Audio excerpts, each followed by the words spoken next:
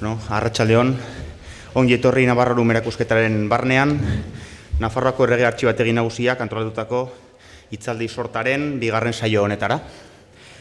Aurrekoan, Joakin Gortxategi katedraduna izan genuen gurean, erromatarren aurreko eta erromatarren garaiko hizkuntza egoeraz mintzatzen pixka bat. Baita horiek aztertzeko ditugun iturri epigrafikoak iruzkintzen ere. Ari kronologiko horri eutxita, eta hori galdu gabe, gaurkoan erdi arora eginen dugu jauzi, eta bere baitan ia 1000 urteko tarte hartzen duen garaiaz ari bagara ere, ikusiko dugu orduko hizkuntzen edadura geografiko eta sozialaz, eta are hizkuntzaren beraren ezaugarri ez ere, nahi baino gutxiago jakin dezakegula. Gure ikertzeko legokotasun historikoak ere ez baitira nahi bezain beste edo nahi bezain mankorrak. Ikusiko dugunez, garai hartan idatziz jasotako toponimia eta onomastika besteak beste, hots lekuei eta pertsonei jarri izan dizkiegun izenak, iturri garrantzitsua dira garai horretako hizkuntzaren azterketarako. Horiez eta beste zaritzeko, Patxi Salaberri Zaratiegi dugu gaur gurekin. Patxi Salaberri, Uxueko semea bera, filologia hispanikoan eta euskal filologian lizentziaduna da. Eslabaldeko toponimiaren azterketa historikoaren gainean egindako lanagatik erdietsi zuen doktore titulua Euskal Herriko Unibertsitatean. Orduz geroztik, haren ikerketek onomastika, dialektologia eta hizkuntzaritza historikoa izan dute ardatz, eta emankor bezain ugaria da alor horietan egin duen ekarpena. 13 urtez, Nafarroako gobernuak editatzen duen Euskal Hizkuntzalaritzako Fontes Linguae Baskonum adizkariaren zuzendaria ere izan da, eta gaur egun, Euskal Filologiako katedraduna da Nafarroako Unibertsitate Publikoko Filologia eta Hizkuntzaren Didaktika sailean. Euskaltzain oso ere bada, eta erakunde horretan onomastika batzordeko burua dugu. Patxi, zurea da hitza. Mila, gaitz. Orduan, gaia ordu zuen bezala, Euskara erdiaroan da, 3 aurkezpen ditut, eta lehenbizikoan Euskararen muga historiko ez, mintzatuko naiz, bigarrenean testu txiki batzuk eta gutxi batzuk ikusiko ditugu, hola gainetik gutxienez, eta 3. da luzeena, eta hor euskalkien sorreraz, mintzatuko naiz, horren inguruan esan denaz, eta horrekin lotutako beste kontu batzuk ere ukituko ditut. Orduan, hasiko naiz, hor dakazue oksitanieraren dialektoak, guri inportazeguna gaskoia da, ikusten duzu hor Garona ibaitik hegoaldera dagoela, Pirineo eta daño, ez? Hor badaolako mantxa gris bat hori Euskal Herria da, Bizkaiko golko alderdi horretan, eta importantea da, Gorrotxategi segurazki lehengoan esango zuenez, hor aurkitu dielako Akitaniako idazkunak, eta idazkun horietan badakizue euskarazko hainbat izen daudela. Hori erromatarren garaian, eta gero erraten dutenez, Rolsek eta gaia aztertu duten beste batzue, gaskoia, hain zuzen ere, euskararen sustratuari zor zaio. Pixka bat euskararen fruitua da nolabait esan. Orduan, inguru hortan, gaur egunean gaskoia mintzatzen den alderdian, orain 2000 urte inguru euskara mintzatzen zen, edo ala dirudi mintzat idazkunei erreparatuta, ez da.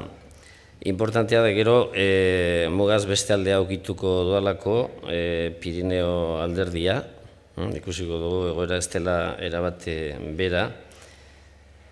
Beraz, hor, euskara mintzatu zela badakigu eta horren adierazgarri dira izenak, ez? Akitania klasikoa, izenak gien eman du gaur egunean, eta gero Uaskonia, hori gaskuina bihurtu da gaur egunean. Orduan, izenetan beretan ere ikusten da, nondik heldu den hori guzia. Beste aldera, egoaldera etorriaz, hau gai hau gero ukituko dut, sakonkiago, Korominesen arabera euskara Pirineoetan Andorraraino iristen zen, erdiaroan, eta hor daukagu horren froga edo baldearan toponimo tautologikoa. Azken batean bal eta aran gauza bera dira. Eta gero ikusi bezala Korominasen arabera Euskara Erdiaroan Pirineotako goi ibar zenbaitetan atxiki zen, gorde zen, gune bakartuetan. Hori da Koromines hizkuntzalari katalan famatuak zioena. Gero, Huesca alderago joan da, badugu 14. mendeko dokumentu bat, hiri garaik argitatu zuen, ez dakit lehenago beste norbaitek egin zuen edo ez, eta hor, espreski, udal ordenatza dira, eta espreski esaten da, merkatuan, Huescako merkatuan, arabieraz, hebreeraz eta euskaraz mintzatzea debekatzen dela. Orduan, honek esan nahi du, tarteka mintzat, hizkuntza horiek aitzen zirela. Bestela, hitz egin izan ez balira, alferreko izango zen debekatzea, ezta. Eta, hor daukazue testua, urdina ez dagoena da importantea, fablando en algarabia nien abraij, nien baskuenz, eta hizkuntza horietan egiten zuenak izuna ordaindu behar zuen. Beraz, esan bezala hori 14. mendean Huescan, Huesca hirian. Orain Errioxara etorriko naiz, Don Emiliako Kugulako monasterioan bada liburukote handi bat, latinez idatzia biztan da, 10. gizaldietakoa da, eta nonbait fraileek latineko testu hobeki ulertzeko hainbat ohar edo anotazio egiten zituzten, eta bereziena da horietako bi euskaraz daudela. Hori nahiko gauza bitxia da, baina hala da. Horrek esan nahi du alderdi hartan zenbaitek behintzat euskaraz hitz egiten zutela, ez bazekitela. Orduan, bi glosa edo bi azalpen, glosak hori latinekoa ongi ulertzeko anotazioa dira, ez? Bi horiek dira, euskal grafia egungoarekin idatzi ditut, guek aiutu ez dugu eta izioki dugu. Horiek dira originalak eta hor behian dituzue grafia originala zein den, ezta? Baina funtsean nik idatzi duena da. Orduan, ez dakigu izioki dugu horrek xuxen zerra nahi duen, baina garbi dago euskara dela. Euskaraz dugu erabiltzen dugu gaur egunean ere eta biztan da hori euskara dela, eta gero izioki hori zer den ez badakigu ere, badugu hor ki aditzatzizkia, beste aditz batzutan ere agertzen dena, adibidez, eduki, ireki, jarraiki eta olakoetan, ezta? Badu horrenean baita ere iziotu, piztu da, orduan tu hori gentzen badiogu, izio edo izio, ateratzen zaigu, eta baliteke hori horrekin lotu egotea. Eozen modutan, Michelenaren arabera, latineko testuan dagoen ingueniri meruimur horren baliokidea da euskarazkoa, ezta? Eta horrek aurkitzea edo lortzea merezi izan dugu edo merezi izan genuen erran nahi du. Eta beste glosa, hor duzue, guek aiutu ez dugu, eta erraten dutenez, ez da hurbil dagoen timeo nenos prekipitemur, gero beste glosa erdarazkoa nos non kaigamuz da, infernura. Ez da horren itzulpena beste hurbil dagoen beste horrena baizik, ez da non nobis sufikit. Eta horrek badu beste glosatxo bat ondoan erdarazkoa non convienet a nobis. Eta iduridu hori dela hain zuzen ere euskarazko guek aiutu ez dugu horren erdarazko kidea, ezta? Eta esan aia izan liteke, hor daukazuna etzaigu egoki edo etzaigu komeni edo olakoren bat. Nola nahi ere, gauza interesgarria badira hor guek agertzen da, garbi da hori ergatiboa dela, behar bada ergatibo analogikoa, pixkat aurrek egiten duten bezala, ezta? Zuek erraten baita, gero guek, ez?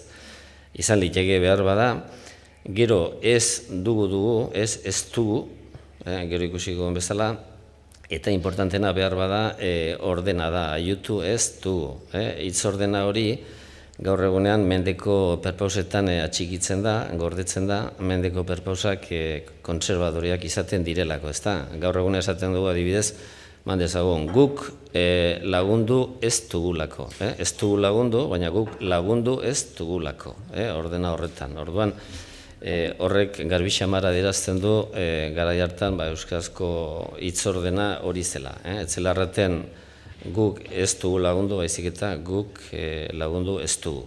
Egun oraindik ere mendeko perposetan egiten den moduan.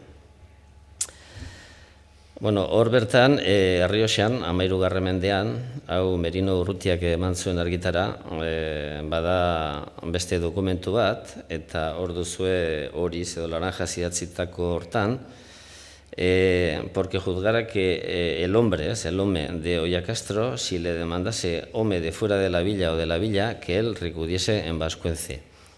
Orduan, horrek erakusten du eta frogatzen du Ollacastron 13. mendean bertakoek, norbaitek gauzitara eramaten bazituen edo euskaraz hitz egiteko eskubidea zutela eta beraz euskaldunak zirela. Hori dokumentu horietan eta glosetan ikusten da, Errioxako euskalduntasun hori hor ageri da, baina ez hor bakarrik, gero euskarazko edo euskaratikako toponimo asko daude, batzu jarri ditu toponimoak eta antroponimoak. Berdez daudenak antroponimo dira pertsona izenak eta arrosaz daudenak toki izenak. Amurri huri azaltzen da atxerekin, eta hor ikusten duzuen bezala Arabako amurri horri zenean daukagun antroponimo bera daukagu, amurri, eta gero huri erdarazko bilaren baliokidea da. Arteaga, Barjaramburu, hori ere aspirazioarekin, gero Don Zuria, Zuria bakizu zer den, gero Horma Zahar, bi atxerekin, lehenbizikoan F idatzi du eskribagoak, baina hori normala da, batzuetan aspirazio H idatzi beharrean F idazten zuten, edo Garzia Behengo, hor berriz ere aspirazio batekin gaur egunean batuan, euskara batuan egiten dugun moduan. Eta beste bi toponimo Tapiaran, aran batekin, eta Tapiaran buru. Oso nahiko argiak dira guretako toponimo horiek, ez? Gehiago, Braskori edo Belaskuri agertzen da, herri bera da, hori Belasko gehiuri da, Belaskoren euskarazko kidea Berasko, Brasko izaten zen, orduan Beraskuri da, azken batean, Berasko baten uria, iria herria, azken batean. Eta hori bera daukagu, beste atxizki batzukin, Nafarroko Belaskoain herri zenean, euskaraz Beraskoain den horretan, eta baita ere Lapurdiko Beraskoitz, gaur egunean euskara batuan Beskoitze eta hizkuntza ofizialan Brisku den horretan. Atxizkiak diferenteak dira, baina oinarria bera. Erramellur ere badaukagu, berriz ere aspirazioarekin, eta uri, mendebaldeko horrekin, uri, jakingo duzu euskaraz beti ere mendebaldekoa da, Bizkaiko, Arabakoa edo Errioxa Burgoskoa. Gero lanan bada zerbait, baina hor nasketa dago. Eta gero Garizori, Nuno, hau da, Nuño de Garizori, hori Garizo, antroponimoa persona izena gehi uri daukagu hor, eta izen hori bera daukagu Gesalazko, hemengo Nafarroako Garizoain herri izenean. Eta, gehiago ere badira, Giputzauri, Giputza, Gipuzkoakoa, gero Harbehea, berriz ere aspirazioarekin. Aspirazioa oso importantea da, bakarrik euskera zegoelako, gero romantzen ere bai, latiniko FH bihurtu zelako, baina ez beste hizkuntza zaharretan.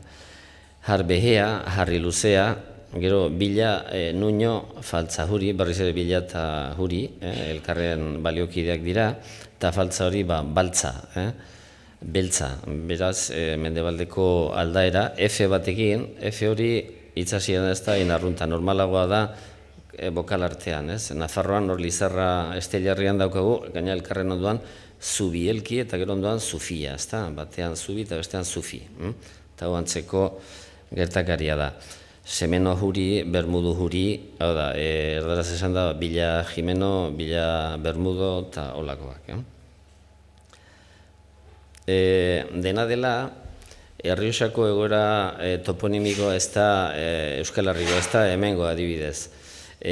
Hor daukazuen Mitxelenak dioena, toponimoak, erdarazkoak eta euskaratikakoak nahasita agertzen zezkigu. Hor duzue, Vascuencia y Romancia tuvieron que convivir a menudo en una misma zona, sin que las fronteras territoriales entre una lengua u otra estuvieran claramente marcadas, a juzgar por los topónimos vascos y románicos que encontramos documentados unos junto a otros en los mismos parajes. Hori gurean ez da gertatzen. ez da olako nahasketarik. Izaten da erdarazko toponimoren bat toki euskaldunetan eta alderantziz, baina olako nahasketarik ez dago. Burgosko izen batzuk ere sartu dizkizuet, hor dituzue, Haostar edo Ahostar, tar Donostiar eta Iruindar eta gentilizio atzizki horrekin, Ahardia, Ahardi zerri emea da, Beratxa, pertsona izena da, Beratxain, atezko herri zenean daukagun hortan, edo Berastegin, Bartikuri bila, edo bila, berriz ere bila eta uri, elkarrean parean, eta Urrezti, gaur egunean Urrez omen da, eta hor seguraski urritza, esango du urritza, gehi ti multzukari hori. Eta, alderdi hortako euskararen inguruan 3 teoria jaulki dira, nola baita esan, lehenbizikoa, Errioxaldeko euskara errekonkistaren denboran eraman genuen bertara euskaldunok, orduan ez da bertakoa, bigarrena, hango euskara horrekoaren aztarna da, beraz euskara hor alderdi hortan zaharra da, eta bien arteko uztardura, nola baita esan, bertako euskara galbidean zelarik, migratzaile euskaldunak, errekonkista garaian, ara joan, eta bertako euskara ahuldua indartuko zuten, ezta? Eta nik lehen enekien, baina orain badira idazkun berriak, Sorian bada Gorrotxategi aztertu zuen bat, eta hor euskarazko izen batzuk agertzen dira erromatarren garaian. Orduan horrek nire ustez esan nahi du Errioxaldeko euskara ez dela bakarrik erdiaroan eramana, lehenagotik ere bazela hor, eta horren froga dira idazkun horiek.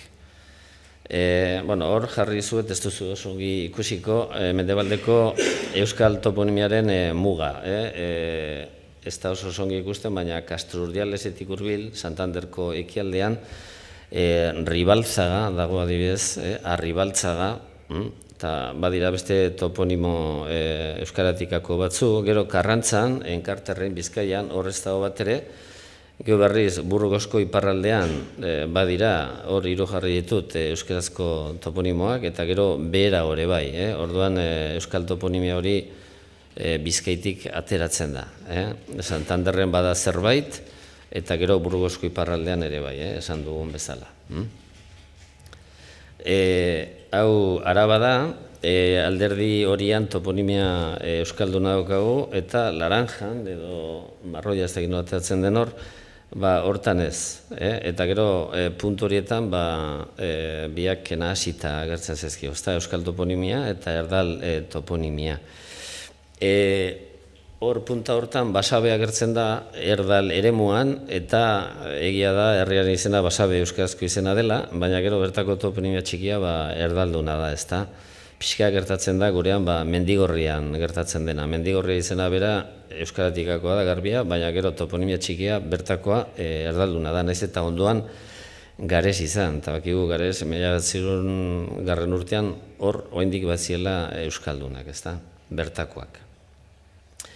Eta hau Nafarroa, grisez dagoen alderdi hortan, beraz Nafarro gehienean toponimia euskalduna bada, ez toki guztietan kopuru berean biztan da, eta gero alderdi beltzean ez dago euskal toponimori. Gusten duzu ekialdean hor Kase da eta Esa eta inguru hortan toponimia erdalduna dela, eta gero Herriberaldean eta gero Arabako mugan Agilar alderdi hortan.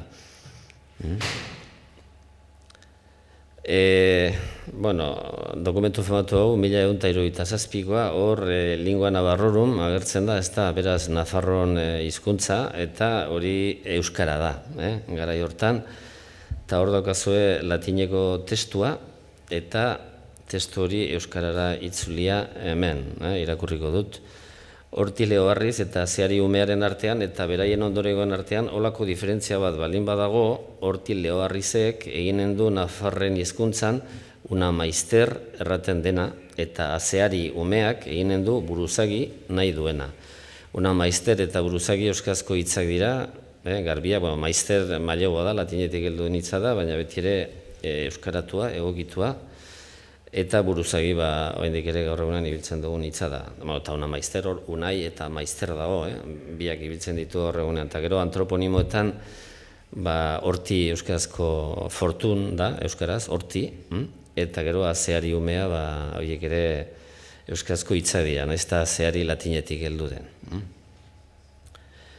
Bueno, Murillo el Frutoko agiria, 14. mendeko hori etxe hontan aurkitu zuten, Maika Munarrez eta Peio Monteano goi mailako teknikariek, eta oso dokumentu interesgarria da, uste dut azala, kanpokoa berandokoa zela, baina barnekoa agertzen diren jendeengatik badakigu 1400 ingurukoa dela. Zergatik, Carrascoren la población de Navarra en el siglo XIV, Murillo Fruton agertzen diren lagun horiek, horietako batzu bintzat, hemen ere agertzen direlako. Orduan, 1400 ingurukoak edo, dira horiek eta dokumentua bera ere bai. Eta, Pillok pasatu zian aztertzeko, eta Murillokoak direla esaten ezpaizuet, esaten baizuet, Arratzuko toponimoa direla, sinetxiko zenukete behar bada, ezta? Horra agertzen direnak, Aitzurieta, Euskal Grafia modernoarekin jarri ditut, baina funtsean hori da, horra azpian dagoena, Aitzurieta, Areatzea, Baratze Alzinea, Baratze Berrieta, Baratze Bideta, la carrera de los huertos ere agertzen da, bi modutara, Baratzetako Odila, Baratze Zarreta erdaraz esanta los huertos viejos dira, eta gaur egunean oraindik ere bizi dago, baina desitxuratua. Egun Barizizarta erraten dute. Eta norbaite galdetzen dugu, Barizizarta hori zer da? Euskarako toponimoa da? Ez dakigu, baina holako dokumentuak agertzen direnean, badakigu baietz, ezta? Gero segimendu egin behar da, ezta? Eta gaur badakigu Baratze Zarreta dela. Gero Buztina, Erteko erregua, esatea, eutzea, garipentzuko zaldua, hori el soto de Galipienzo da, Legazpea, gaur egunean la Gazpia, Legazpieta, gauza bera, Trankazarra, Uarte, Uarte bidea, la carrera de Uartere azaltzen da, Uarte bakizue, bi erreka edo ibaiat erreka biltzen diren gunea dela, eta Uarteko Odia, odi horiek hidronimoak dira, beti ere. Eta lehenbiziko zati hau bukatzeko, Zarrakasteluko datu batzuk hauek 13. mendekoa dira, bakizuen Murillo, Aragoa ibaia, Ugaldia, eta gero Zarrakastelu dagoela ondoan. Eta hemen ere badira euskarazko toponimoak, lehenbiziko Andrebita Larraña, Andrebita antroponimoa da, Andrenita irakurri zuten, baina nik uste gaizki irakurria dagoela, ez baitu zentzuri, baina bita jarrita ondoari gabe. Gero Arzi Ziloa hori hor bitxi xamarra da, Burgarieta, Larrate burua, Ollar Zaldua, Txindila mendia, Zaldu Zaharra, hori importantea da, hor aspirazio bat badelakoz, eta gero Zandu Bila, hori zan liteke Zaldu, Soto, Bil, Borobila eta artikulua, behar bada. Eta hau da, lehenbiziko aurkezpena.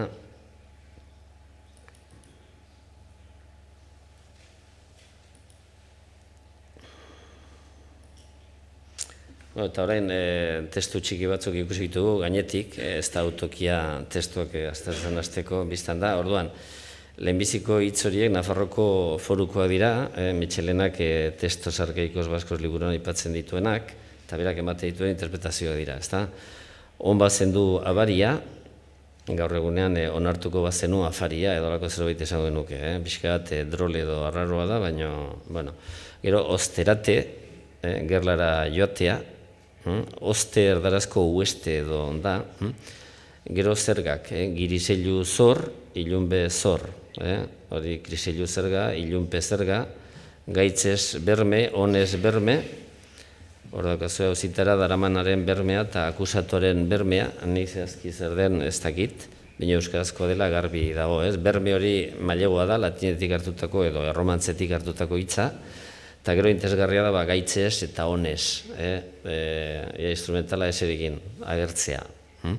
Gero, babazorra, baturratu, ez da zer den baturratu, baina nonbait aurri gabe hiltzen ziren bilauek ordaintzen zuten zerga zen, eta gero urdea bukaeran duten bi hitz, bera urdea eta ei urdea. Interpretazio bat baina egin ditezke, baina nik ez dut egin, azkeneko bigarren osagaia urdea dela iduri du, eta gero gailur dirua. Dirua da, sosa, eta gailur hori galdurra izan liteke, eta behar da olio zerga. Eta egit olioak izateatik ordaintzen zena, edo eta isusen zertzen. Beste dokumento interesgarri bat, hau Arabakoa da, Donemiliako Reja, 2025, hau Euskalaritzaren historian eta Euskal Hizkuntzalaritzan edo Euskalari historian beti ere oso dokumento importantea da. Hemen Arabako herri asko azaltzen dira ez denak, 2025koa dira, eta bertan herri horiek Donemiliagako monasteriori ordaintzen zizkioten zergak agertzen dira. Eta nonbait zerga horiek burdinatan edo ordaintzen ziren. Horregatik agertzen da reja gora eta reja bera, ezta? Orduan hor, urdinez, idatzi dizuet, interesgarriena aspirazioak asko dira, zenbaitetan bi ere badira, adibidez hor, haskartzaha agertzen da, gaur egunean aspirazioa dagoen euskalkietan ere ezinezkoa da, bi gehienetan, bada salbuespenen bat, baina ezinezkoa da bi aspirazio izatea hitz berean, eta hor bada bat hiru dituena, harhahia, gaur egunean araia, ez da hor, araia, bakizue hor Nafarroatik gertu xamar dagoen hori, eta oso interesgarria da beti ere euskararen evoluzioa eta aztertzeko. Azkeneko lerroan Gasteiz berare azaltzen da, Gasteiz idatzia, aspirazio batekin, segurazki Gasteiz esaten zelako, eta ez Gasteiz gaur egunen erraten dugun bezala. Beste dokumentu importante bat, frantses batena, Doneiakuera zioan batena, erromes batena, hemendik pasatu zen, eta nonbait ez omen zitzaion asko gustatu euskal jendia, eta hor daukazue idatzi zuena, Nafarrek, hau da, hegoaldeko euskaldunek eta iparraldekoek antz argia dute jatekoan, jantzietan eta hizkuntzan. Baina iparraldekoak aurpegiz hegoaldekoak baino zuriagoak dira. Hoi esaten du, eta gero lore bat botatzen digu, mintzatzen adituko bazenitu euskaldunak, zakurrean zaunkez oroituko zinateke, hizkuntza basa batek hartuak baitira. Betikoa da, ez, barbaroak, beste, bagizue, eslaviarrendako, rusiarrendako, alemanak mutuak direla adibidez, ez? Eozen modutan, jaun honek, lore horietaz aparte, hitz batzuk utzi zizkigun oso interesgarriak, Andrea Maria, Ama Virginia, Aragi, Arrain, Ardum, hola idatzia, testua latinez dago, eta orduan ez dakik ongi azkeneko eme hori akusatiboren ondarkia den, edo euskarazko sudurkaritasuna. Belaterra, apesa, etxea, elizera, eliza edo elizara, erregea, eregia, gari, jauna, jauna doneiakue, jaun doneiakue, ogi, urtzia jainko esateko, gaur egunean urtzi bagizue izen arrunta dela, baina ez da ibiltzen, euskara normalean hortzi edo urtzi izen arruntzat, eta gero urik, ura partitiboan, urik. Eta jauzi handi bat eginez, Matxin de Salva eta Martin de San Martin, segurazki deunks, bien arteko gutunera, etorriko gara, usteot idoatek argitatu zola lehenbiziko aldiz, eta gero hainbat jendek ukitu ditu, eta azkeneko aldian Peio Monteanok hitz egun zigun hortaz. Euskaren aldetikan oso importantea da, hau ere, 1400koa zela uste genuen, orain badakigu, Peiori esker, 1416koa dela, eta hor urdinez jarri dizkizuet hizkuntzaren aldetik interesgarriak izan daitezken gauza batzuk, gehiago ere badira, Adibidez, Donian Egarazi, gaurko Donian Egarazi, batuan Doniban Egarazi, erraten duguna, Done Joane Garazi, agertzen da. Eta, badira, hainbat gauza interesgarri, gara sartuko. Honen arira, eta honen karietara, Peiok honela dio hor daukazue, ez da gehiagikeria esatea, 15. gizaldiaren lehen erenean, goiti beiti, 10 nafarretarik 8 euskaraz bazekitela. Eta egin batean edo bestean, eguneroko hizkuntzatzat erabiltzen zutela. Gero, beste testu bat, Paternoster txikia deitzen dena, 1925 baino lehenagokoa da, eta ez da oso ongi ulertzen, baina badira gauza nabarmen batzuk edo azpimarratzekoak, adibidez, Ardan busti azaltzen da, baradizu, ez paradizu, gero maku bat, zer den ez dakigu maku hori, ez dakigu maingu den edo zer den, irakurten, ez irakurtzen, eraizeten, berez erazeiten, erazegiten, berriz ere te batekin, ez zen, apostolua, gero garade, gara, eta azkenekoa gura, segurazki ez dakit, baina iduri du hura dela, ez, ura, hau hori ura, eta hola izatekotan, hemengo Elkanoko tenguruntako gura, ura izango litzateke. Azken aurreko testutxoa, 15. mendekoa, hau aleman batena da, koloniako Arnold von Harf horrena, hemendik pasatu zen, eta beste hitz zerrendatxo bat utzi zigun, euskaraz, urdinez daukazu, eta gero beltzez, alemanez, aleman zaharrean, eta hitzak ogia, ardoa, ura, aragi, gazta eta gatza dira. Beti ere jateko, bizi irauteko hitz importanteak, eta horregatik apuntatuko zituen. Eta azkeneko testua Urrizolak eman zuen argitara, orain 5 bat urte edo horrela, eta Etxalekuko kopla da, 15. mendearen bukaerakoa, Ricardo Urrizola modu batera interpretatu zuen, hitza, batez ere bigarren lerroko laburra edo laburko, eta gero Urtzi Regerok, bere tesian laburko irakurtzen du, nik originala ez, horren fotokopia bat ikusi nuen, eta egia zen bi modutara irakur liteke, laburra edo laburko, eta egia da errimarengatik hobeki datorrela bigarrena, laburko. Orduan, antzareak oina xabal, buztaina laburko, nork bere ademana beti da belako, martitxo musu da alako eta ala zainezko. Azkeneko hitz hori zerrean zainezko ez dakigu, baina segurazki egungo ala jaina eta horrekin lotutako zerbait izango da. Gixajo edo tankera horretakoa. Azken batean emakumea beste jaun handi bat egin joan zitzaiolako eta horren harira edo sortutako testua da.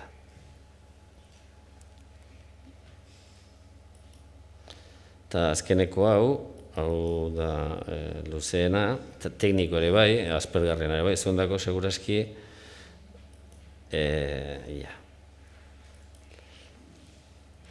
Uño. Hau, zerbait gaizkien dut.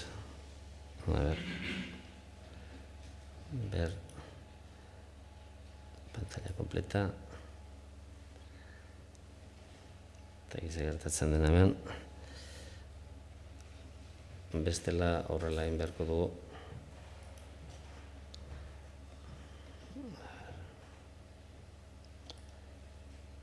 Arazo tekniko beti izaten dira, Bueno, orduan, euskalkian sorreraz mintzatuko naiz pixka bat, hor Michelenaren lanaren ondorioz, Michelena izan zen hau aipatu zuen bizikoa, bakizu euskara gaur egunean euskalkitan, dialektotan banatua dagoela, orain euskara batua edo estandarra badugu eta kontrako norabidean goz, berriz ere batze aldera, errati, telebista, ikastola, ikastetxe eta horien bitartez. Eozen modutan, Michelenak dio, 6. 7. mendetan edo euskara batu bat izan zela. Eta horri gaur egunean euskara batu zaharra, erraten zaio euskaraz, ebezeta, euskara batu zaharra. Eta hortik atera omen dira gaur egunean ezagutzen ditugun euskalki edo dialekto historikoak. Hori da horien hurbileneko jatorria. Horrek esan nahi du, askotan aipatu den leinuen teoria, hau da, Nafarroako euskara baskoiena zela, Gipuzkoakoa barduliarrena eta Bizkaiera berriz, Bizkaikoa karistiarrena, horrek ez duela zentzurik. Pentsatu da euskalkia beti anikoak direla, beti euskalki horiek izan du direla, baina kontuan hartu behar da, hizkuntzak berezkoa duela aldakortasuna, hizkuntzak aldatzen direla etengabe, eta,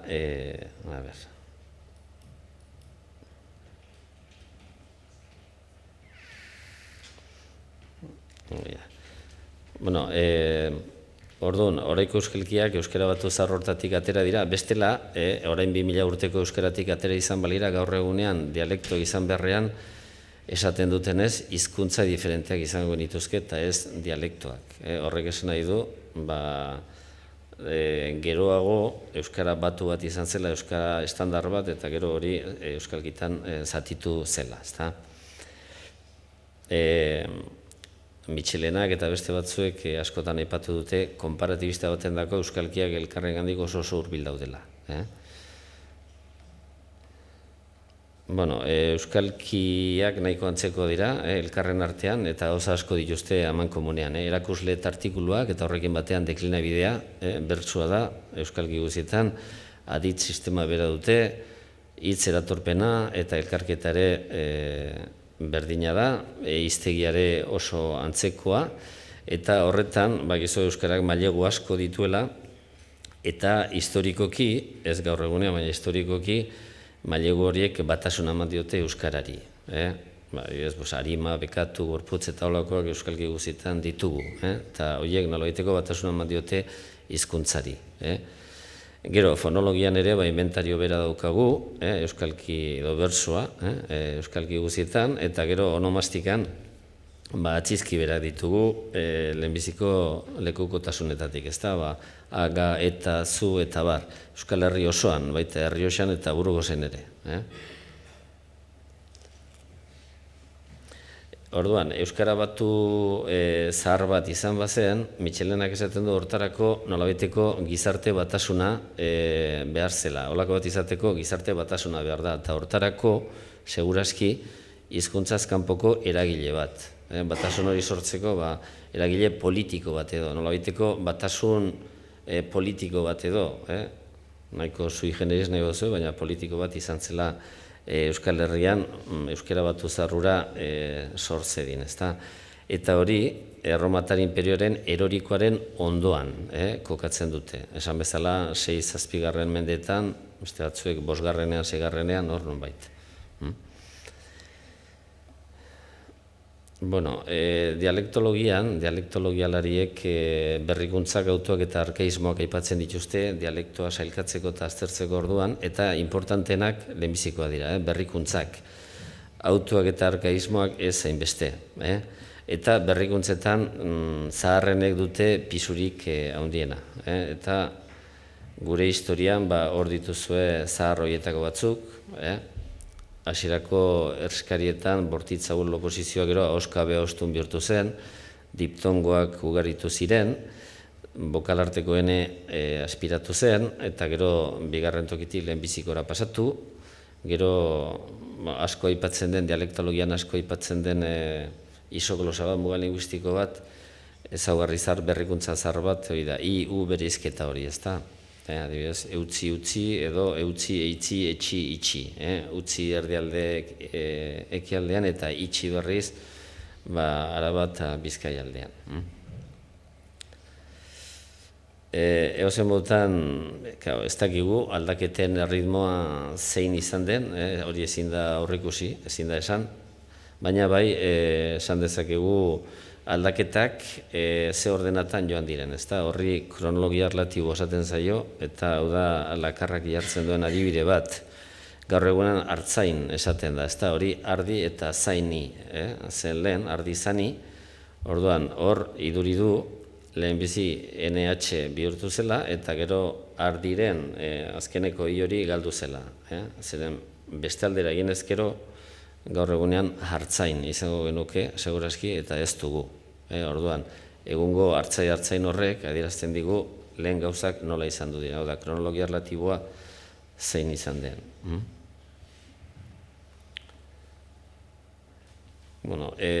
Beraz, euskalki guztiek dituzte berrikuntza komunak, Eta horrek zesan nahi du, euskalkiak harremanetan egon zirela, ez da? Hizkuntzak esan bezala berezko du aldakortasuna, baina aldakortasun hori bide batetik edo bestetik joan daiteke. Orduan, euskalkiak elkarren antzeko badira, pentsatu behar dugu, elkarren ondoan, fisikoki elkarren ondoan egon direla beti.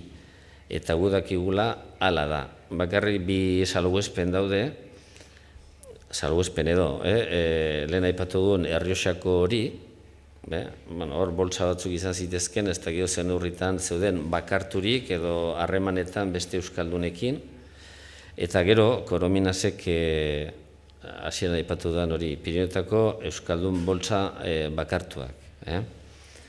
Orduan, orduzue Joan Koromines, katalanak, hizkuntzalari katalan famatuak, handiak, frantses idatzitako artikulu batean, bukaerakoa da, beltzez dagoena importantena, à ce moment, il est resté de poche basque, hau da, bi euskal boltsa, zeudela Pirineotan, bat jakatik ipar mendebaldera eta bestea Pallars goienean, bai, Lleida alderdi horretan. Eta, holako azterketa toponimiko handi bat egin zuen, Andorratik Nafarroara bitartean, Pirineoetatik, Pirineon hegoaldean, eta hor dauzkazue berak ateratzen dituen kontuak, ezta? Esaten du, Jaka alderdian, erromatarren aurreko izena duten 58 herri daudela, hau da, 177, erromatarren aurreko izena horrekin esan nahi du euskarazko izena, garbi. Gero, gainerako Aragoi goienean, 155 euskal toponimo daude, 403-tik, hau da, 118. Gero, tarteko alderdiarea aipatzen du, Sierra de Guara eta gero Tena Ibarra, gorago, eta hor erraten du 150 direla.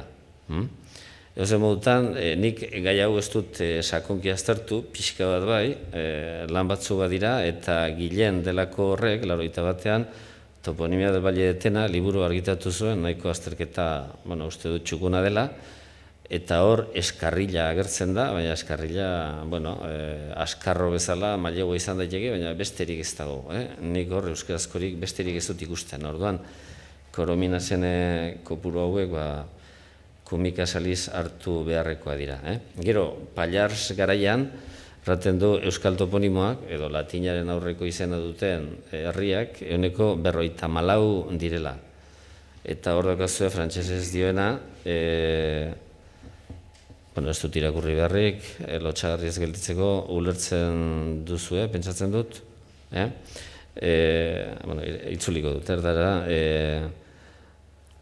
tienen, orco toponimo, tienen un aire tan vasco como en la zona actual fronteriza del euskera. Solamente que tienen una fisonomía vasca un poco diferente, de otro dialecto.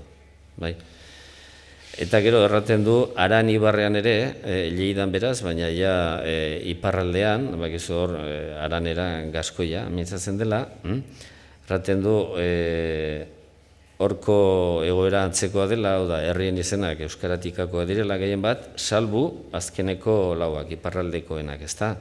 Eta aipatzen ditu, hor dituzue, Bosos, Teles, Bausen, Kanellan, eta erraten du, horietan toponimia gaskoi normala dela, ez dela latinaren aurrekoa.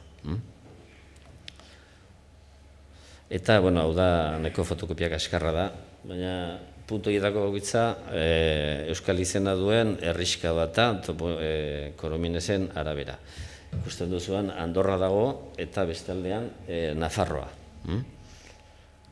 Orduan Franko daude Korominesen arabera.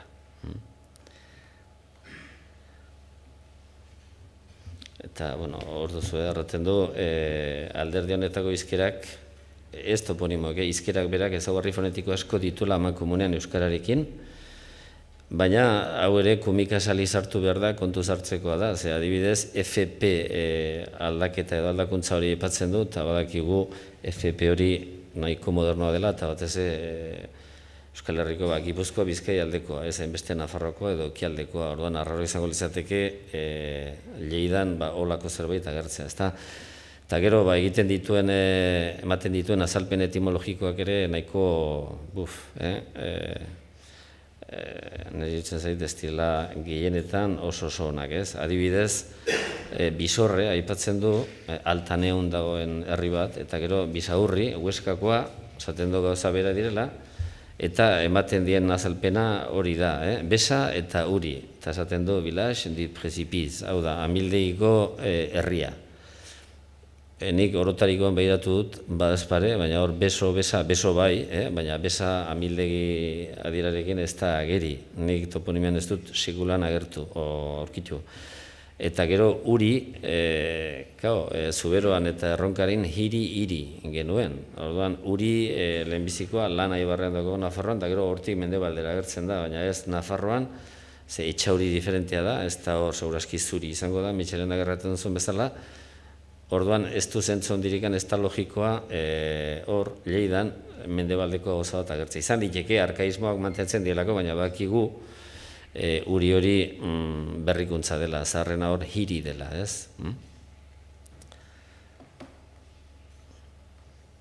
Eta, nire ustez, nik ez dut asko ikertu, baina iruditzen zait Korominesen teoria horiek goendik ere frogatzeko daudela. Ez bakarrik Korominas, beste batzuk ere ukitu dute hori, Meyer Lübkek eta beste batzuek, eta iruditzen zait argudio biribila erabili dutela. Esaten dute Euskaldun boltsa batzuk bazirela, bakartuak zeudela, eta horregatik Euskara berezia egiten zutela. Eta orduan, hizkera berezia egiten zutenez, erabiltzen zituzten hizkera horre sortu zituen toponimoak ere berezia zirela. Hori non ikusten dute, toponimian. Esaten dute Pirinotako leku izenak aski berezia direla, hizkerare berezia zelako, ezta? Hori argudio biribila da. Normalki zer egiten dugu, Euskaldunak lokalizatzeko zeri begiratzen diogu, toponimiari, toponimo Euskaldunei. Baina Pirineoko hori, gehienak behintzat, ez dira nire ustez euskaratikakoak. Eta nola dakigu ez dira euskaratikakoak? Garai hortan berean, hau da, 10-11 mendean, hemen dokumentazio badugulako, euskal toponimoak azaltzen dira, eta horietako asko ez ditugu ulertzen, baina beste asko bai, gutxienez, egin batean, ez da?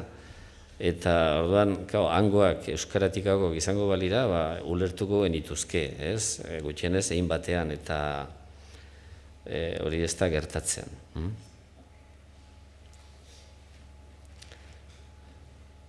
Eta, ematen diren azalpenak, aski bitxea dira, hor jarri duan bezala, eta gero, eta hori importantea da, ez dute euskal toponimiaren idiosinkrasia errespetatzen, hau da. Euskal toponimoek badituzte bide batzuk. Toponimoak osatzeko orduan badira ohitura batzuk garbiak. Toponimia aztertzen baduzu hori garbi ikusten da. Eta aipatzen dituzten eta ematen dituzten azalpen etimologiko horiek oso bereziak eta bitxiak dira euskal toponimiaren aldetik. Esatezu, hau ez da posible, ez du sekulan olakorik aurkitu, ez? Eta horregatik berriz erranen dut, iruditzen zait argudiatze biribila darabiltela, eta ez duela balio, eta hobeki aztertu behar den gaia dela. Lehenbizi, Pirinotako toponimon euskalduntasuna frogatu behar dugu, eta gero horiek euskaldunek sortu zituztela erran, eta ez alderantziz. Nola nahi ere, eta hasieran aipatuan bezala, Baldearan hor dago, eta aran hori euskarazko hitza da, gero Gaskuña Pirineo iparraldean dago, eta hor aipatu ditugun Akitaniako idazkun horiek aurkitu ziren, eta bakigu orain 2000 urte inguru euskaraz mintzatzen zela, eta Gaskoia, esan bezala, neurri batean mintzat euskal sustratuari zor zaiola, ez? Orduan, pentsa liteke mugazalde honetan ere antzeko zerbait gertatzen zela, baina nire ustez oraikoz ez dugu nahiko frogarik horren errateko. Beste kontua, eta berriz euskara batu zar hortara itzuliz, kontua jakitea euskalkiak hortik nola sortu diren. Orai arte, gauza horietaz arduratu direnek, pentsatu dute, euskalki guziak batetik atera zirela eta batera atera zirela. 6 edo 8, baina batetik denak batean, ezta? Adibidez, Bonaparte printzeak 8 euskalki ikusi zituen, 1873ko bere mapa famatu hartan, hor dituzue izenak, hemen mapatxoa, kolorerik gabe ateratzen da, ez da gizagatik. Bizkaiera, Gipuzkera, iparraldeko Nafarrera, hegoaldeko Nafarrera, Lapurtera, mendebaldeko Behe-Nafarrera, ekialdeko Behe-Nafarrera, eta gero azkenekoa Zuberera, ezta? Gero Azkuek Erronkariera eta Zuberera biak berezi zituen, eta gero bi Nafarrerak batean sailkatu zituen, orain ikusiko du mapa, eta gero Txillardegi Mitxelenaren lanetan oinarrituta, bere tesian azentuari erreparatuta, mendebaldeko azentuazioa eta ekialdekoa berezi zituen, ez? Eta hemen dituzue mapak, hau Azkuerena da, beraz, Bizkaiera, Gipuzkera, Nafarrera bakarra, Lapurtera, Behe-Nafarrera horre bakarra egin zuen, gero Zuberera eta Erronkariera ja aparte sailkatzen du. Ez da ikusten, ez da gizagatik kolorik gabe atera dira hauek, eta hau Mitxelena Txillardegirena, ikusten duzue West eta East ingelesezko hitzak darabiltza, orduan, West horretan, ezagun ere deitura hartuta Salaberri izango ditzateke, eta gero East horretan berriz Salaberri. Salaberri eta Salaberri, gutxi gora bera. Gero Zuazok, Koldo Zuazok, 88an eta gero egin dituen sailkapenetan, ez ditu gauzak asko aldatu, 6 euskalki dakuski, hor dituzue, mendebalekoa, erdialdekoa, Nafarrera, ekialdeko Nafarrera, Nafar Lapurtera eta Zuberera, gero Zuberotarra deitu duena.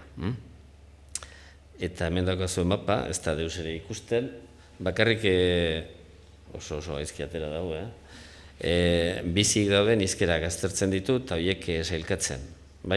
Orduan, mendebaleko euskera, ez Bizkaiera, gero erdialdekoa, Nafarrera, ekialdeko Nafarreran Zaraitzura sartzen da, ze Erronkariera ja engaldua da, eta hori ez du kontuan hartzen.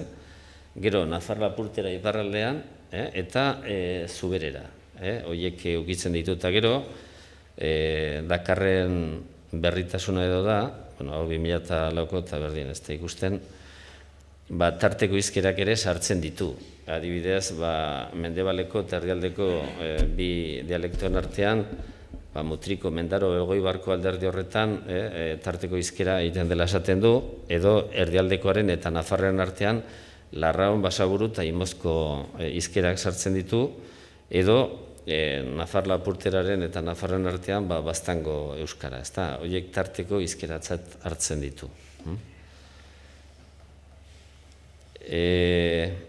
Berriz ere euskalkien sorrera itzuliz, nola sortu diren, esan dut dialektologialari hoien arabera, batetik 6 edo 8 dena batean atera direla, Lakarra berriz esaten du, munduan barna gertatu denari erreparatuta, normalena munduan barna adarkatzea bitarra izatea dela, hau da, batetik bi ateratzea, eta gero bi horietako bakoitzetik behar bada beste bi, eta gero bakoitzetik beste bi, eta horrela, ez batetik 6 edo 8. Beste kontua da, eta gero behalako ikusiko du, hori nola gertatu den.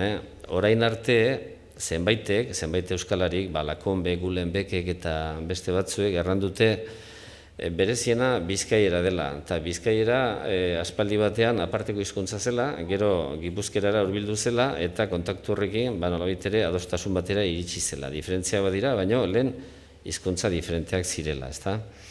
Hori gaur egunean ez da onartzen, Mitxelena garbi esan zuen hori etzela horrela zeatik. Azkeneko mendetako testuak aztertuta garbi ikusten delakoz, eman dezagun, 16-17 mendeetan Bizkaiera eta Gipuzkera asko zurbilago zeudela orain baino. Hau da, prozesua pixka bat bereizte izan du dela. Ez batzea, bereiztea baizik. Orduan, iduri du, adarkatze bitar horretan, berezi izan lehenbiziko multzoa, Erronkarirak eta Zubererak osatzen zutela. Eta oso garbi ikusten adarkatzea nola izan zen, gero aipatuko dut polikiago, baina lehenbiziko multzoa erronkarirak eta zubererak osatu bide zuten. Historikoki, gero muga politikoa etorri zen, 16. mendean, eta muga politikoa finkatzearekin, erronkariera eta zaraitzura, ondoko ibarreko izkera, elkarregana hurbildu ziren biak, eta erronkariera lehen zuberarekin talde bakarra osatzen zuen izkera biek, hori, berezi ziren. Hasiera batean, zuberera erronkariera biek talde bakarra osatzen zuten, gero muga politikoa finkatzearekin, izoglosak muga linguistiko goiti bera joan beharrean, hori zen talean joan ziren, ezta, esker eskuin, edo eskuin esker.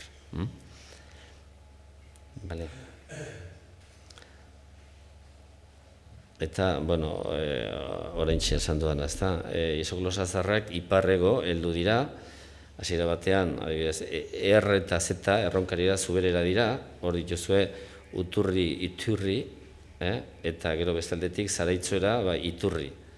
Erronkarira zubererak gai eta zaraitzuera gau. Erronkarira zubererak alaba edo aljaba eta aljaba, mugatua denean, artikulo jartzen zaionean, azentua aldatzen zaio. Eta zaraitzuan berriz alaba eta alabara, beste gauza bat. Gero berriz, muga politikoarekin isoglosa berriago hietan, esan bezala horrela doaz, ez goiti bera, esker eskuin baizik, eta orduan hor, erronkaria eta zaritzura elkarrekin doaz, eta zuberera aparte. Adibidez, aspirazioa galtzen da, alde honetan, baina zuberera mantentzen da.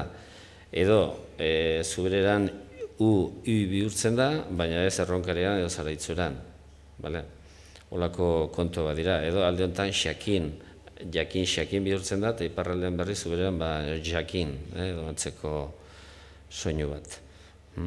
Orduan, hau da, lakarrak dakusana, orduan, bi posibilitate ikusten ditu euskalkien banatze horretan, ezta? Euskera batu zarretik, bi talde aterako ziren, esan bezala adarkatze bitarra da hori, orduan, lehenbiziko taldean Hermes deitzen duen hortan, erdialde mendebaldeko euskera zaharra, sortuko zen, eta horrekin batean, ekialdeko euskara zaharra. Batetik, euskera batu zarretik, bi horiek, bai? Eta gero lehenbizikotik, Bizkaiera, Gipuzkera eta hori guziak.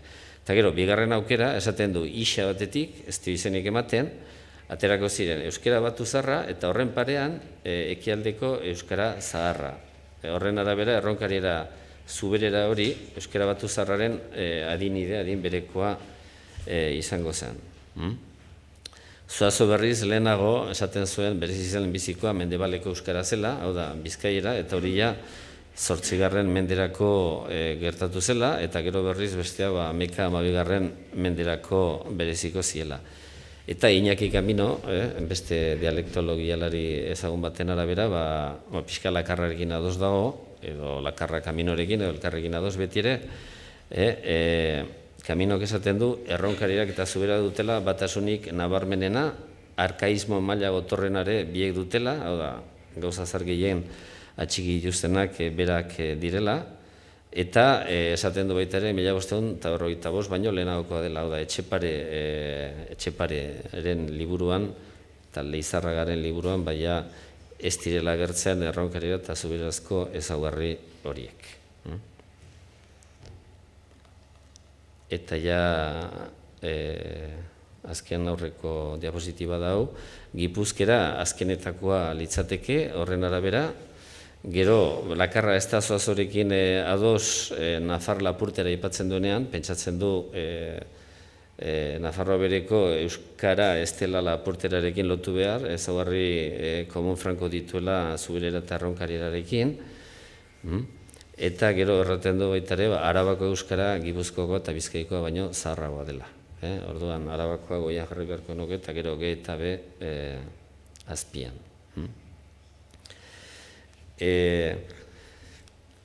Orain ez aspaldi, Ros izeneko baten gutun batzuk atera ziren, 1916-17koak, eta gutun horiek erronkaritik zuberora bidali ziren, Eta hor ez dira agertzen azkeneko denboretan erronkarieran ezaugarritzat hartzen diren bat ezaugarri. Ez da agertzen kau edo tempra edo akitruk edo gra, zra edo olakoik ez da agertzen.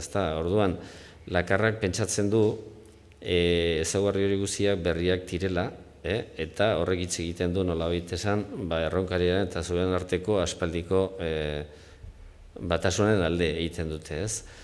Eozen multan, eta hau nire iritzia da, toki batetik alde batetik bestera gutuna bialtzen direnean normalean alde batekoa saiatzen dira beste aldekoek ulertzen.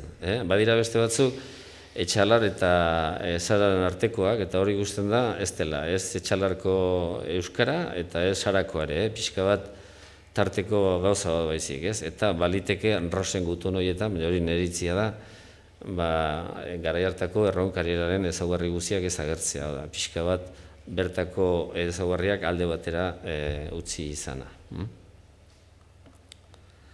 Eta azkenekoa,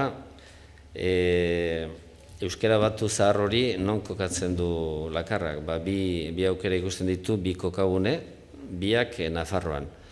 Lehenbizikoa Iruñetik ipar ekialdera, eta bigarrena Nafarroan baita ere, baina Iruñetik mendebaldera. Horre egongo litzateke euskara batu zahar horren gunea edo muina, eta gero hortik zabalduko zen beste tokietara. Horrek ez du esan nahi beste tokietan euskara hitz egiten etzela. Beste euskalki edo dialektu zahar batzuk izango ziren, eta gero euskara zahar hori muin hortatik, gune hortatik zabalduko zen toki guztietara, hori nagusitu, eta gero hortik aterako ziren orain aipatu ditugun beste euskalkiak. Eta hori da, esan behar nuen guztia. Galderaren bat edo ez dakit, ohiturari baden galdera egiteko, bai?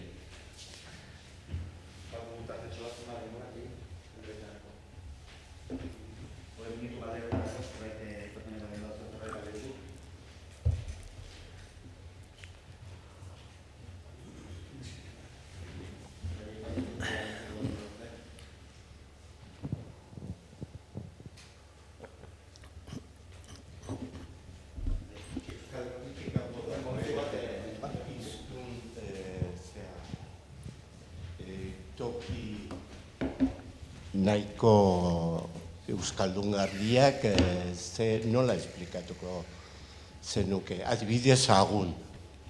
Sagun. Sagun hori euskarazko toponima da? Uste dut baietz. Nik ez dut uste. Zahatz gune.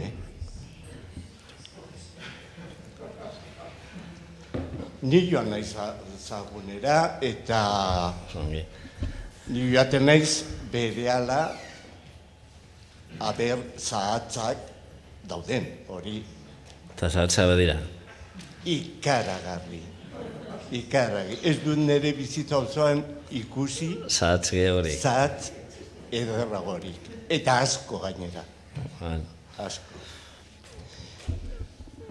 Nik ezagite, Sagun nondik heldu den, baina nik enuke euskarazkotzat hartuko. Besteak beste, zahatz eta un edo gun izango balitz, beste zerbait izango genukelako euskaraz. Genez ere, zahaskun edo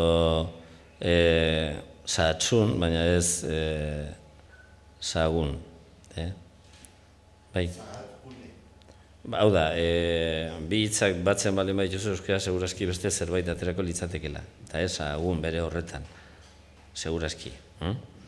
Gero egia da, gero toponimoak desitxura daitezkela eta mila gora bera daudela euskara galtzerekin eta horrela, baina hola, hotzotzean, eozen modutan, gauza hauetan itxurek askotan engainatzen dute, eta horregatik onomastikan aritzen garenok beti dokumentazioa behar izaten dugu, eta horregatik dira hain garrantzizkoak artxiba zainak eta hemen etxontan lan egiten dutenak eta hemen dauden dokumentu horiek. Horrek aukera ematen digulako izen baten historia guztia aztertzeko. Adibidez, lan aipatu dudan Baratzezarreta, Murilo Frutokoa, gaur egunan Barazizarta. Eta gara, Barazizarta zer da hori? Ez dakigu. Gero Baratzezarreta baldin baduzu eta tarteko dokumentazioa behiratzen baduzu ikusten duzu Baratzezarreta zarrura nola joan den aldatuz, ez? Eta horregatik, Sagunen kasuan ikusi beharko genuke dokumentazioa, hori bat. Eta gero, bigarrena, segurazki sahats gun batetik, edo sahats un batetik, elitzateke sagun aterako uste dute, baina hor tartean ere esan bezala, itxura txartze, itxura gabetze eta holako prozesu franko izan daitezke tartean.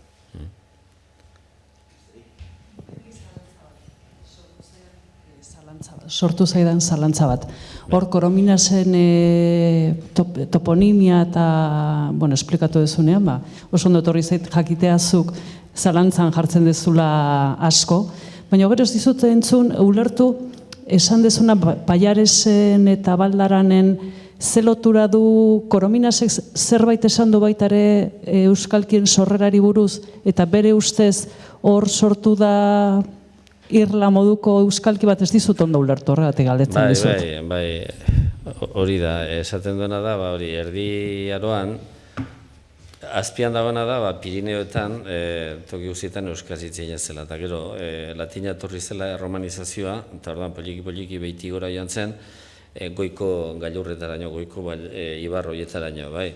Eta orduan, azkenean, olako boltsa batzuk editu ziren, bat, jakaldean, eta bigarrena Pallars inguruan. Orduan, euskaldun horiek bakarturik egongo liateke, hau da, beste euskaldunekiko harremanik izan gabe. Eta horregatik, egiten zuten euskara poliki evoluzionatu joan zen, eta hizkera berezia egiten zuten nonbait, eta gero hizkera berezia horren ondorioz toponimo berezia sortu ziren, eta hori da berak esaten duena. Kontua, gero, lehenbizi, jakin beharko genukela, berak aipatzen dituen toponimoiek euskaretikakoa direla, eta nire ustez, gehien ez dira, orduan, dena gelditzen da, nire ustez, baina hobeki aztertu behar da gaia, airean. Nire ustez, asko aipatute eta Korominastak izan, eta fama handiko eta ospe handiko hizkuntzalari izan zen, baina nire ustez euskal gauzekin sartzen denean, katalan ez dut ukitzen, oso ona zen, eta, asko zegien gizona zen, baina euskal gauzak ukitzen dituenean, pixka bat kontuz hartzekoa da.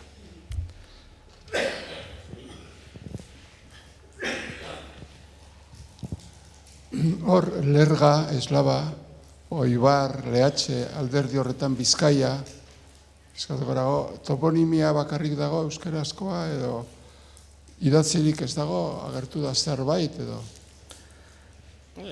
Euskarazko testurik agertu den, Zaldiren bat. Bai, Orbaibarren, agertu dira, Artaxoako zerbait ere bada, esaldiren bat, Puion ere bai, Puion, baina gero alderdi horretan ez, badakigu badira dokumentuetan esaten da, Lergako apez bat, Pernaut uste dozela, Julion edo Bizkaiko herri ustuietako batean, hori, ez da gize azaldu zian, erdaraz edo latinez, apezpikoaren agindu seguraski, eta gero euskarara itzuli zuela, hori bakigu, eta gero Galipentzun ere, Galipentzunez Eslaban, 1700 bakigu, olako auzi bat izan zela, insultoka hasi ziren bi, eta bat Galipentzukoa zen, eta ulertu zuen euskaraz esan zuena, gero bazen beste morroi bat undueskoa. Eta hark erdaraz esan zuten ulertu zuen, euskaraz esan zutena ez, bizkontzetan ditu ziren. Darduan, hor, garbi agertzen da, 18. mendean euskaraz mintzatzen zela, baina euskarazko hitzik, edo saldirik ez dut uste azaltzen den toponimiatik kanpo. Ez, nahi dakidala, ez. Irunberrin bada baitare, alderdi hortan, inguruetan bai, baina hor, oraindik ere ez da atera. Nahi dakidala. Gaizki ulertu ez baizut, leheno, 6. mendearen baino leheno, omen ziren ez dakite euskaren barietate batzuk, eta orduan olako batasun politiko baten ondorioz, ez dakit, batu egin ziren horiek, eta berriz ere, alako euskalkia sortzeko, ez da. Alako, ez dakit, ibilbideak ere antzeman izan dira beste, ez dakit, hizkuntza batzuetan, ez dakit, italierarekin, ez dakit, edo lago beste alemanarekin ere, gertu izan dira alakoak, ez dakit. Ez du bainaren zuen, bitxe egiten zaitez da loko. Ja, bueno, ni naiz ez komparatibista eta ez tipologoa, onomastikan aritzen naiz. Hizkuntzalari honek aipatu dute hori, komparatibista direna, Michelena bera, edo, bueno, komparatibista eta beste gauza asko, Lakarra bera eta horrela, eta hori izaten dute, hori ontzat hartzen dute. Baina ezin dizut esan, italieran, alemaneran hori bera gertatu den edo ez den gertatu. Baina hori bai, garbi ikusten dute, hori gertatu izan ez baliz, gaur egunean euskalkiek izan beharrean hizkuntza diferenteak izango genituzkela, hori da esaten dutena.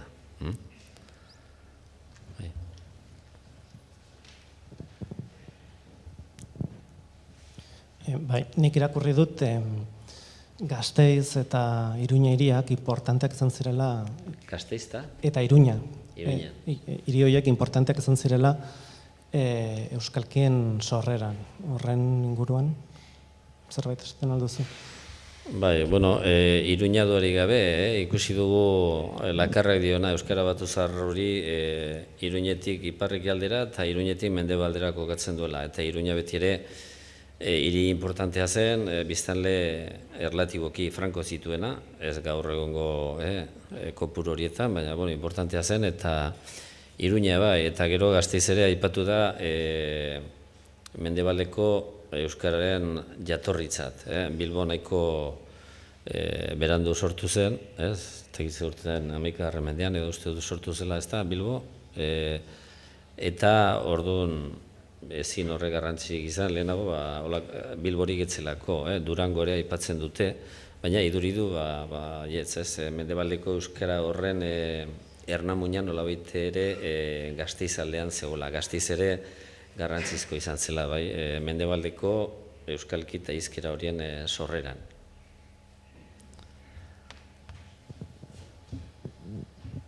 Baina ezin dizu gehiago esan, importanteak izan zirela, bai. Bai, bueno, lehen da bizi mila esker hitzaldiagatik, asko gustatu zait. Eta, bueno, gero nire galdera euskararen erabileraren inguruan. Dokumentu batzuetan ikusi da kleroak, kleroaren kide batzuek euskara erabiltzen zutela, baina posible da jakitea ea Iruñeko eta Naparroko erregek euskaraz ekiten gutxienez Jimenotarrek? Horize galderak. Nik egia esan ez dakit, hori historialari edo aldetu beharko diezu, bazekiten o ez egiten.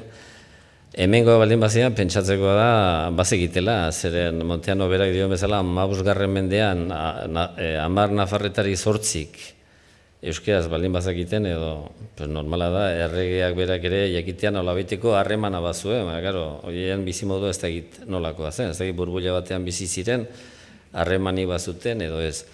Pentsatzen dut, baina naiz historialaria, geroko kanpoko errege horiek eta behar bada etzekitela, baina hemen sortua zirenek eta seguraski bai, nik ez dut inolako ez bermerik, ez legukotasunik, ez deus eta ez dakit hori nola jakin daiteken, egia esan. Ez dut uste inon agertzen den, alakoak bazegien euskara, edo euskaraz ongi moldatzen zen, ez dut uste.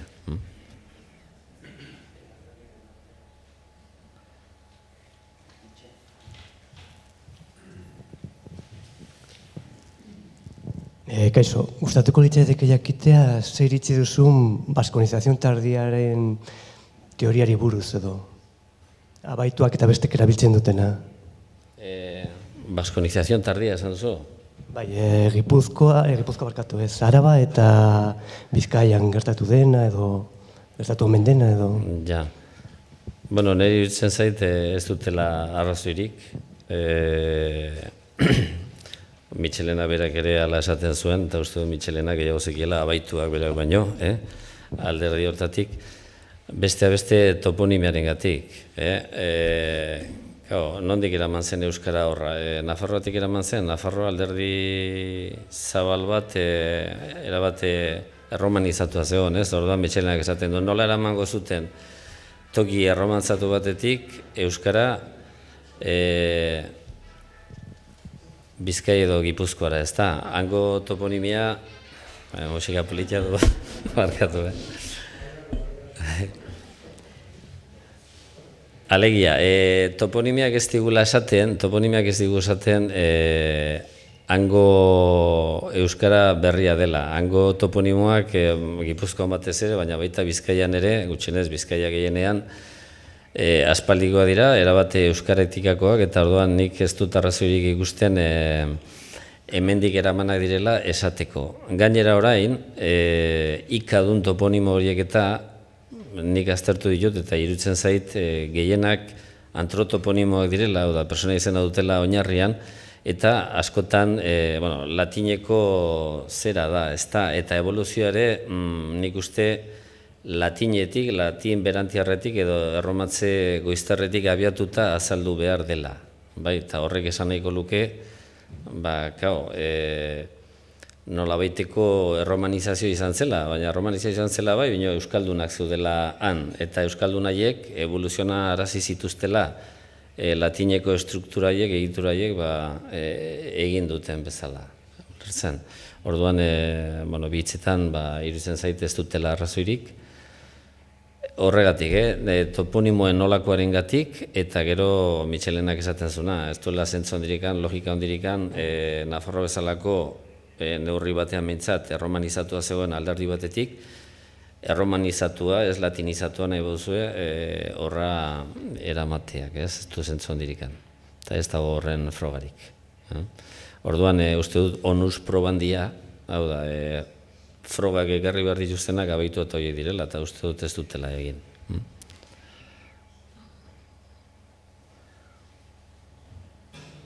Ez dakit oso garbi azaldu dudan, baina, en fin.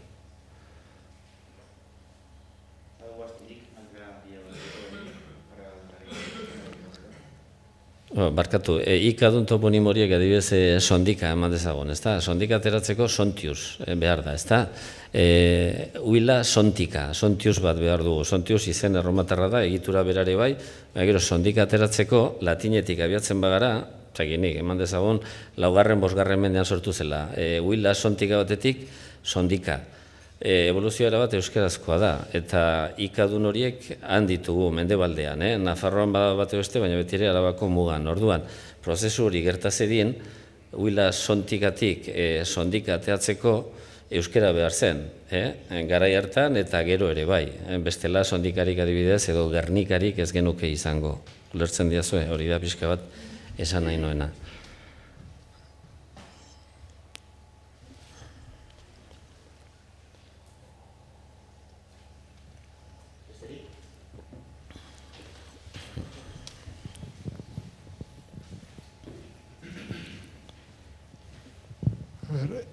Aznar eta zantz eta hoiek, esaten dutenez latinetik datoz, baina euskaldun eremu batean. Deiturak, aznar eta zantz. Zantz, bai, santuz, eta azenarius, aznar eta hoiek latinetik ez, baina ez bakarrik Nafarroan, Aragoian ez. Galdera zein da, Xuxen, Zazki. Eremu euskaldun bat behar du evoluzio horrek, eta Aragoian ere ez zuten olakorik sortu edo bakarrik Nafarrak dira. Ja, Aznarren kasuan, Aznarren aitatxi uste dut etxalarkoa zela. Orduan, Aznar hori segurazki etxalarko izango da deitura. Ez dakit? Zer? Leitzakoa? Bai, orain horra, baina, hortik hasi nahi, Aznarra ipatu baituzu. Kontua da, lehen azeari ikusi dugu, gaur egunen euskara, azari, pizti izena hori asinariusetik atera da, ezta? Eta horren, karo, Aznar sortzeko zeta batekin iduridu euskarak hor parte hartu duela. Oain, ikusi beharko nuke, Aragoan, Aznar agertzen baldin bada, ia izen hori nondik atera den. Hau da, horren jatorria zen ez, toponimoak ez dira inbeste mugitzen, baina antroponimo bai jendea ibiltzen zen lehen ere. Iduridu Aznar, zeta hori sortzeko euskararen beharra dagoela. Ze latineko asinarius, asenari, SZ bihurtze din iduridu euskararen parte hartzea behar dela, ezta? Nola nahi ere, N bokalarteko ez da galtzen, Aznar hortan. Euskarazko evoluzio garbi-garbia azari da, eta hori lehen ikusi dugun azeari, umea. Hor, 1977ko komentuan agertzen den izen horretan ikusten da. Eta beste zein esan duzu? Santz. Santz. Bueno, horiek denak patronimikoak dira, Santxoren semea edo alaba, jatorriz, eta orduan, zera horiek, formazio horiek edo, latinetik goldu dira, euskaraz ere bai. Kontua da, batzutan zaila dela esatea, adibidez, Santzen kasua, hor gertatu da, baina jatorria latina da. Euskarazko patronimiko, naiz eta bukaera latineko izan, jatorrena dira adibidez, enekoitz, enekoitz. Hori, araua batean ez duzu enekoitzik aurkituko. Izango da, enekons, enekos, edo inigiz, inigez, edo baina enekoitz ez. Edo Mikeleiz, gaur egunean bizi dagona, zaraitzon badira, Mikeleiztarrak ez da. Holak hori euskarazko evoluzioaren fruitu da, baina gero Santz eta hor bada dantza bat eta askotan koinzidentziak patronimiko sistema ibili den penintsulako alderdietan. Esan nahi dut batzutan garbia dela eta beste batzutan ez. Edo Lopeitz, Lopeitz hori bakarrik hemen gerta daiteke, beste toki batzutan Lopitz izango da, nahiko antzekoak, nonbait ere patronimiko zaur horiek erdaraz ere gaztelaniaz erromatzetan zutelako lehen, baina batzuk hemengo espezifiko dira, sistema latina da, beti ere, latineko genitibotik atera dira horiek. Baina komplikatua da, oso sistema komplikatua da, gora bera asko daude.